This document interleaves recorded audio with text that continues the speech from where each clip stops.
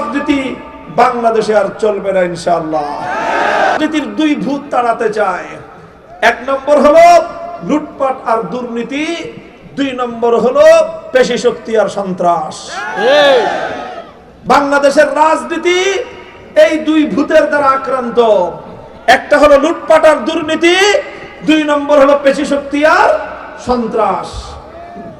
আমরা এবার 11 দলীয় নির্বাচন ঐক্যের পক্ষ থেকে বাংলাদেশের মানুষকে বার্তায় দিতে এসেছি, হে আমার বাংলার মানুষ, মুক্তিকামী মানুষ, যেভাবে গোটা দেশের সাধারণ জনতা জাগ্রত হয়েছে, গণজোয়ার সৃষ্টি হয়েছে, ইনশাআল্লাহ এবার বাংলাদেশের রাজনীতিতে পরিশুদ্ধি আসবে।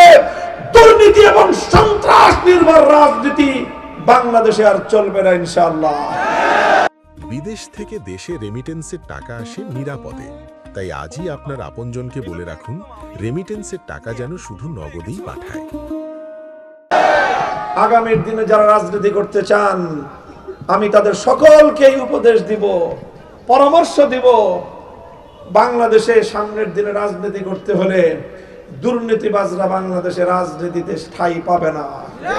দুর্ভাগ্যের বিষয়, পরিতাপের বিষয়, 1971-এর 16ই ডিসেম্বর বাংলাদেশের স্বাধীনতা অর্জনের পর থেকে আজ দীর্ঘ 55 বছরের ইতিহাস।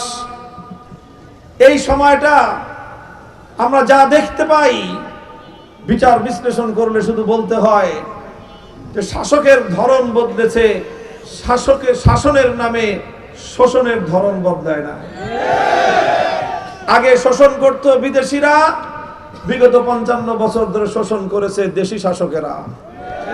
শুধু এতটুকুই পার্থক্য হয়েছে, আগে বিদেশিরা এদেশ থেকে সম্পদ লুটপাট করে তাদের দেশে নিয়ে যেত, এরপর থেকে এদেশের শাসক গোষ্ঠী আমার দেশের সম্পদ লুটপাট করে, লুণ্ঠন করে তারা বিদেশে গিয়ে বেগম পাড়া বানায় আর এদেশের সাধারণ মানুষকে বোকা বানায়, তাদেরকে উন্নয়নের গল্প শোনায়। আমাদের দেশটার কাঙ্ক্ষিত উন্নতি হয় না। এবারের নির্বাচন একসাথে কয়টা নির্বাচন বলেন? কয়টা নির্বাচন? একসাথে দুটো নির্বাচন।